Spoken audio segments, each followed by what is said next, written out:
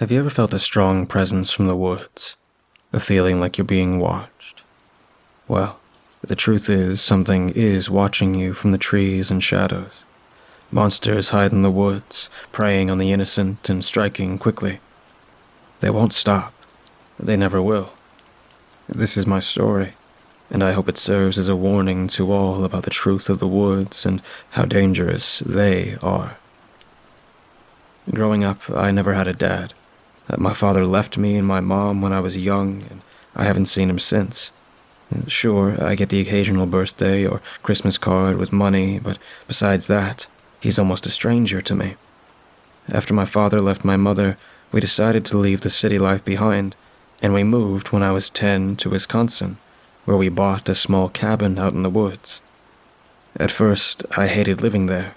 The woods always terrified me as a kid. Every time I looked out the window towards the woods, I always got an unsettling feeling. Chills would run up my spine, and I would start to shake uncontrollably. I always felt something was watching me. The feeling never went away, even as I got older. I hated the walk to school I had to make every day. The looming feeling of getting watched grew ever stronger as I walked in the woods. I felt so vulnerable looking at the tall trees. The woods I lived by had almost an endless stretch of tall trees in the forest. I felt something was watching me up on the trees. My mom, though, felt completely different about the woods. She loved taking walks outside and just staring at the trees and the forest, taking all of the nature in. She was an artist, so she loved to just sit outside and paint the trees. Many of the portraits in our cabin were depicting the trees and the forest. I had asked her if she ever felt a presence when she was out there, like something was watching her. "Yes, I feel a strong presence, but it's a comforting one," she said. "I feel safe and protected." I never understood why she had such a comforting feeling from the woods, while I felt a terrifying one, one that kept me wide awake almost every night. One night, when I was about to go to sleep, I saw something in the trees. It was far off in the distance, but I could barely make out the silhouette of a figure. It was big and bulky, with long arms, and from the angle, it looked like it was staring right at me. I froze as I stared at it, and then I heard my mom walking to my room, and when I turned to see her open the door, I looked back to see the figure gone. I tried telling my mom, but she never listened. She said I was simply imagining things and that I needed to quit being scared of the woods. "The woods protects us from the outside world, Michael. They are a shield to all the bad things in the world." I knew what I saw, and I knew whatever it wasn't protecting me. On the way to school that morning, I felt the presence, stronger than ever. Every time I turned around, though, nothing was there. Suddenly, I heard a branch snap behind me, and I didn't dare turn around. I couldn't move. Then I heard another branch snap, and I took off running. I could hear fast steps behind me as I was running, which made me run faster. I could hear the footsteps gaining on me. When it seemed they were right on me, I burst out of the woods, sweating like a pig. The day went by normally. Once school was over, I asked my friend James if he wanted to walk home with me. James was my best friend, and the only person who understood my fear of the woods. He lived close by to me, and he also could feel a disturbing presence watching him.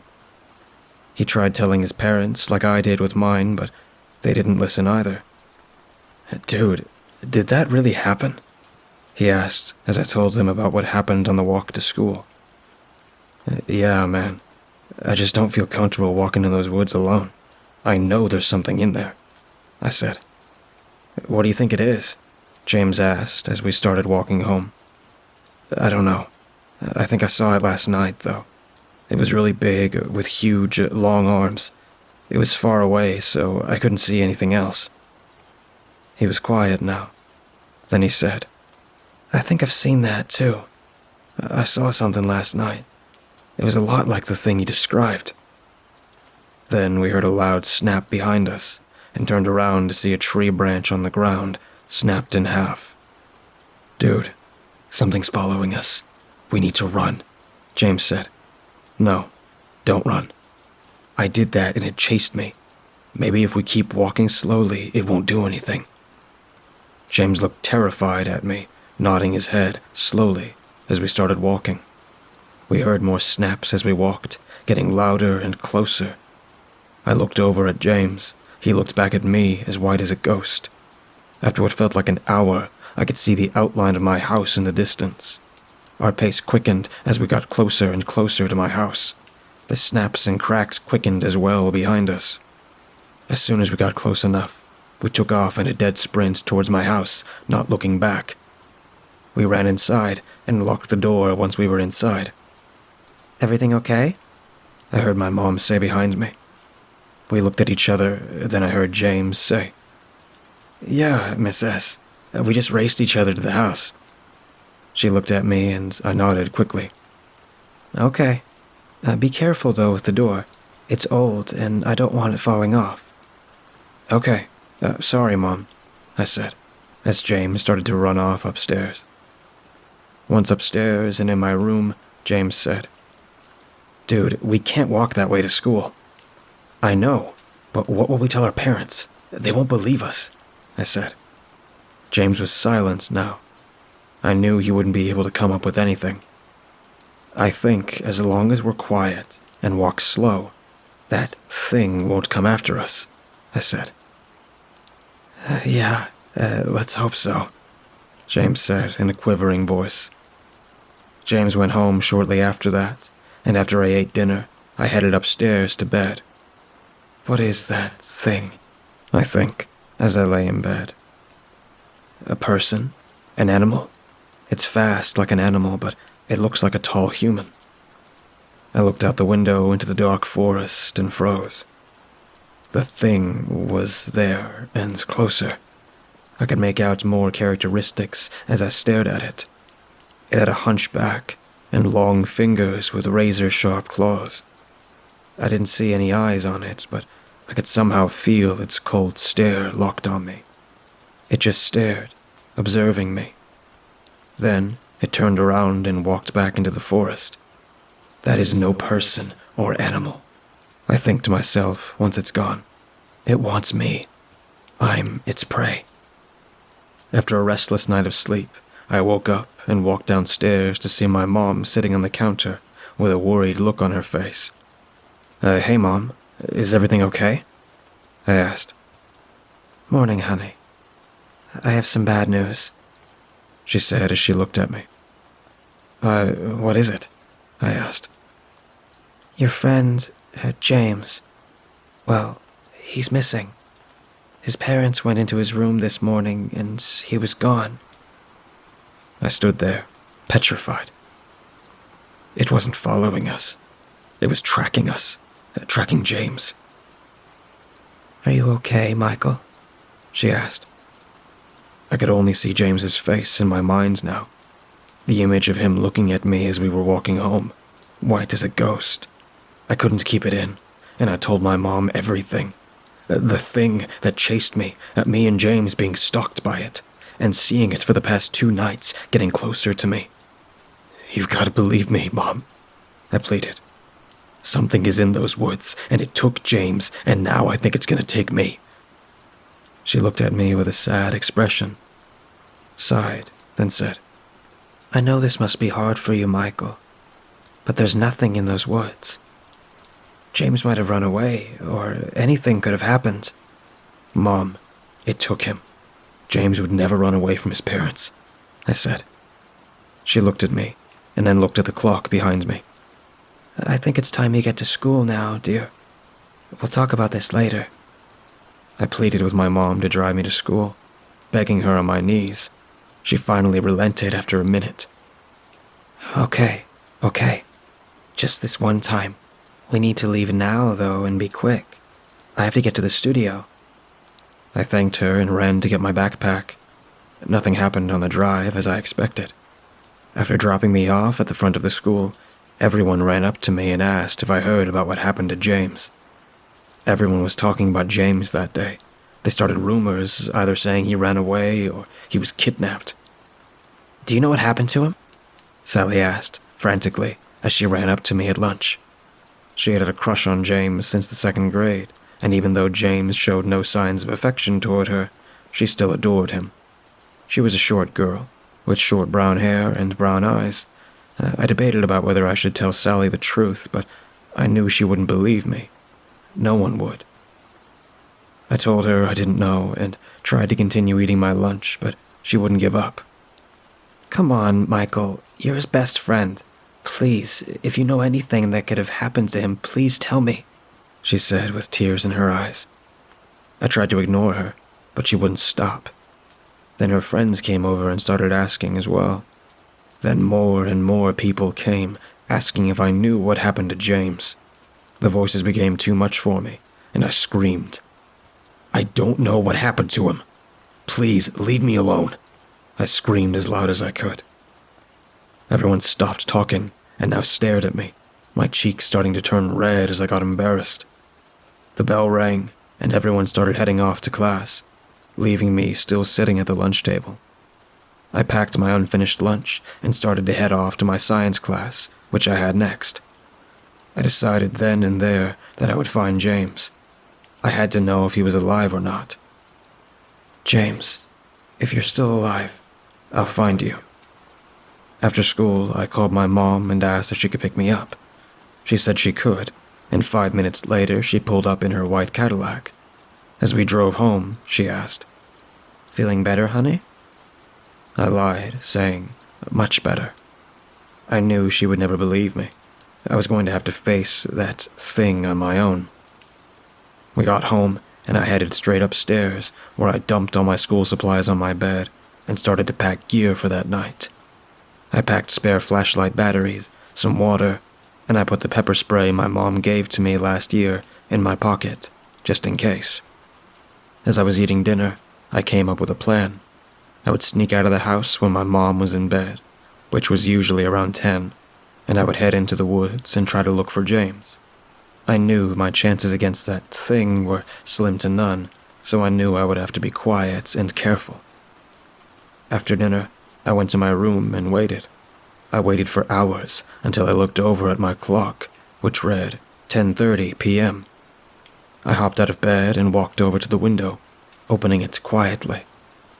I made a light rope with my bed sheets and waited, as I knew I wouldn't be able to jump off the window without getting hurt. I tied the rope against my bed and started to climb out the house slowly. Once down, I turned my flashlight on and aimed it towards the woods. It was even more terrifying now. The trees seemed endless, and I couldn't even see the moon. I took a deep breath and started to walk slowly into the woods. I noticed something that started to scare me quickly once I was walking. There was absolute silence. Not a peep, no crickets, no owls, nothing. I flashed my light around quickly, calling out James's name quietly. "James? James, are you out there?" Nothing but silence echoed the woods. I walked towards the direction of James's house, thinking he may be around there. As I'm about halfway to his house, the battery for my flashlight dies. Darkness now engulfs me as I panic. I scramble for the batteries in my backpack. Once I find them, I take the dead batteries out of my flashlight and put the new ones in. When I turned my light back on, I screamed. Standing in front of me was that thing. The fear I felt was indescribable. Even to this day, the image of it still fills my dreams with nightmares. It had no skin. It was all red muscles and tissue. It had no eyes, and its mouth was full of dozens of razor-sharp teeth as it smiled and drooled, looking down at me. It was at least 9 feet tall, and it had a bad hunch to its back. Its claws were even sharper close up, as sharp as its teeth were. Its upper body was big and bulky, while its long legs were skinny as a twig. Its arms were huge, with big muscles and bulging veins. I screamed even more as it bent down and picked me up by the head. It dragged me across the woods as I kicked and screamed. What the hell was I thinking coming into the woods? I thought. It dragged me until I eventually passed out. When I woke up, I found myself in a dark cave, hanging upside down by at least 5 feet. The cave looked ancient, with 3 tunnels that led into darkness. I'd never seen this cave in the woods. I never even knew there was one in the first place. The light that was in the cave was from a single fire in the middle of it. I could see my backpack on the ground with my phone near it. I tried to reach and grab it, but I couldn't move. The thing had wrapped ropes around my ankles to the sharp rocks above me. I was hopeless. I thought of James now, as I started to look around the cave. In one of the corners of it, I saw a single orange t-shirt on the ground. That's James's shirt, I realized. Suddenly, I heard heavy footsteps walking towards me. I saw the thing walk into the cave as it stared at me. I panicked and started screaming again. Then, it spoke in a dark and gruff voice. Quiet, Food. Maybe I'll let you live a little longer. I shut up now, petrified as it spoke to me. I saw something in its hand and leg. Oh God, please let that not be James, I thought. It spoke again. I've been watching you for a long time. You've always looked the most appetizing of everyone. It lifted up the leg in its hand, and then said, Your friend here tasted wonderful, but I think you'll taste even better. It said with a twisted grin on its face. I started to cry, weeping at the loss of my friend and knowing that I would follow in his footsteps. Somehow, I got out a question in a shaky voice. What are you? The thing looked down at me for a moment, thinking, then said, I'm an ancient being. My kind is almost extinct, as there are only a few of us left. We have ruled the woods for centuries, preying on anything that steps foot on any of our lands. Over time, hunters have come and killed most of my kind. Now we hide in the shadows, only coming out when food is near. I thought for a moment before asking another question. Do you only eat young kids? The thing, now smiling, showing off its dozens of teeth as it said. Of course, kids taste the best. Very juicy and sweet. It had cut off the ropes with its claws, squeezing me with its gigantic hands as it started to open its mouth. I was barely able to ask one more question. How can you hunt without any eyes? It stared at me, closing its mouth before saying, I can track your scent. My nose serves as my eyes, as I have none. I smell my food out before I come for it at night. Lucky for me, I don't have to come for you. You came to me. It opened its mouth wide as I panicked, starting to throw myself around, trying to get out of its grasp. Hold still, Food. It boomed at me. I was somehow able to move my hands into my pocket, while miraculously, I felt the pepper spray that didn't fall out of my pocket. I acted quickly as I got closer to the thing's mouth and pulled out the pepper spray and sprayed it in the face. It shrieked as it dropped me, crying and holding its face. I got up quickly and ran towards the middle entrance where the creature came from. I ran as fast as I could, hearing the creature give chase behind me. I ran until I somehow found the entrance to the cave. I saw light illuminating from the entrance as I ran with all of my might into the day. I kept running, even after I was out of the cave. I ran and never looked back. I was able to somehow navigate my way through the forest to the cabin. I gave a sigh of relief once I saw the cabin and stopped running. I looked behind me now, expecting the thing to be right behind me, ready to strike. Nothing was there. I walked back to the cabin, out of breath. When I opened the door, my mom ran towards me, embracing me as she cried. Where have you been? I called the police and they couldn't find you. I thought I lost you. I didn't say anything. I was tired and hungry, but worst of all, I was terrified, knowing that more of those things were out there, waiting for me. We moved shortly after that to Chicago, and moved in with my aunt. I grew up normally and made new friends in Chicago. I even got a new best friend named Kyle. I never forgot about James, though. He was my first best friend who had my back and died in the hands of a monster. The thought of that thing still haunts me now. I tried telling my mom what happened many times, but I couldn't. I knew she still wouldn't believe me. What scares me the most is knowing there are still more of those things out there, hunting in the shadows. I write this story to tell everyone, to warn everyone about these things. They hunt for children, feasting on them. Be careful near the woods. You never know what lurks in the shadows of the trees. Please, don't ever go into the woods at night. They are watching and waiting for you.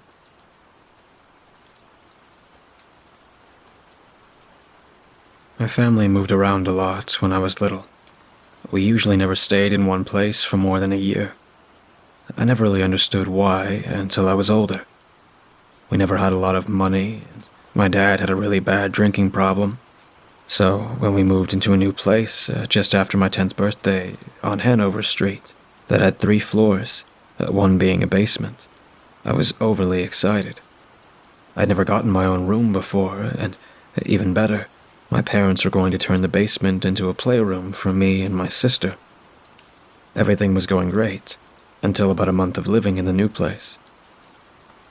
I started having trouble sleeping in my room. Whenever I was about to fall asleep, I'd suddenly feel so unbearably hot that my skin would start to prickle, and I'd have to peel my damp sleep shirt away from my back. As soon as I left my room, though, the temperature felt like it had dropped 10 degrees. I was the only one who seems to notice. Anytime my parents did decide to humor me, they'd walk in, say it felt fine, and leave. A few weeks after this, I started to feel like something was watching me in the darkness. Every time I turned on my bedside lamp to try and face whatever was watching me, I was completely alone. One night, I had snuck into the basement to play video games when I knew everyone would be asleep upstairs. It was around 3 in the morning when I finally made my way through the dark house back up to my room. That's when I saw it, illuminated by my nightlight. There was a shadow that looked like it was being cast by a boy about my age. At first I thought it was mine, but the shadow was facing my bed and looked too different to even be called a shadow. The outline was smooth, like I was staring at some weird cutout of a totally blackened out person. A sense of dread filled my body. My legs felt weak and I wanted to run, but I just kept staring. Something in my head told me if I moved, if I got its attention, it would kill me. Mustering up every ounce of courage in my 10-year-old body, I reached for the doorknob and slammed my door shut. Suddenly, my parents' bedroom door whipped open. I nearly soiled myself as I jumped away from the door. I looked up only to see my dad glaring down at me. I tried to explain what I saw, but he mumbled harshly about it being a nightmare and guided me back into my room. I wanted to warn my dad not to open my door, but he shushed me every time I tried to speak. But when he opened the door, there was nothing. He warned me about slamming doors before shutting mine behind him as he left. I pressed my back against the door, staring hard into the dimly lit room, just waiting to be attacked by what I had seen earlier. My legs finally gave out, sending me sliding down to the floor. I sat with my knees tucked to my chest, tears slowly streaming down my cheeks. I don't remember falling asleep, but when I opened my eyes, the morning sun was shining through my window. I could feel the tear tracks that had dried to my cheeks as I started to fully wake up. I was suddenly reminded of what happened last night, and I tried to quickly stand, but my body protested. My knees ached, and as soon as I tried to bear weight on them, I fell over. Now with my face smushed into the carpet, I could see directly under my bed. Glowing red eyes stared back at me. I opened my mouth to scream, but nothing came out. I startled awake, eyes wide as I stared straight ahead, trying to process what had just happened. Was it all a dream? No, I was still against the door where I had fallen asleep that night. That was the only time I had actually seen the figure. But from then on, I'd dream about the shadowy figure. about glowing red eyes that bore right into my soul. Once school started up a few months later, I begged my sister to sleep in her room since she had bunk beds. My parents weren't too happy about it, but they'd just make comments about it every so often. I didn't care, though. The nightmares had stopped almost completely now. Eventually, my parents dropped it altogether. Maybe they noticed I was myself again, or just stopped caring. Either way, I was just happy to be able to forget about what I saw that night. The only thing that still really bothered me, though, was my old bedroom. Anytime I was near it, that same feeling of dread swallowed my heart. I kept the door shut as often as I could. Anytime I saw the door open, I'd run past it as fast as my little legs could carry me, taking the stairs 2 at a time, only slowing down when I hit the first floor. Thinking back on it now, maybe I wasn't the only one who was being tormented. Maybe I was so focused on my own plight that I didn't see my parents suffering. I do remember now on occasion when I overheard my mom talking on the phone about a nightmare she had. A nightmare about a figure with glowing red eyes. After about a year of living in the house, my parents separated and sold it. I ended up living with my mom a few cities over. I still had nightmares, but they were few and far between. The feeling of dread had finally left, and I was able to sleep relatively peacefully from then on. It wasn't until I turned 19 and got my own place that things started to get bad. I started sleeping on my couch in the living room because the feeling became unbearable whenever I entered my bedroom. The nightmares became more frequent until I wasn't sleeping more than a few hours a night. I was exhausted and drained to the point where I was falling asleep at work. I ended up losing my job, but my boyfriend of the time let me move in with him. Just as quickly as it had started, the nightmares stopped again. I still felt uneasy whenever I was alone, but I was able to sleep through the night next to my boyfriend. Eventually, I got another job and things started to feel normal again. I still felt like I was being watched every so often, but that was it, and I decided I could manage. My parents ended up getting back together and moved to the same city as me. At this point, I was willing to believe I had imagined everything. I was paranoid, simply because of chronic bad dreams, and now I'd finally gotten past it. On Thanksgiving one year, me and my now fiancé were invited to my parents' place. My mom, of course, decided to bring out an old photo album to show my fiancé. I had never brought up my experiences beyond the first night because I already knew my parents wouldn't believe me. I had honestly forgotten about him at this point, but the photos stirred up all these old memories.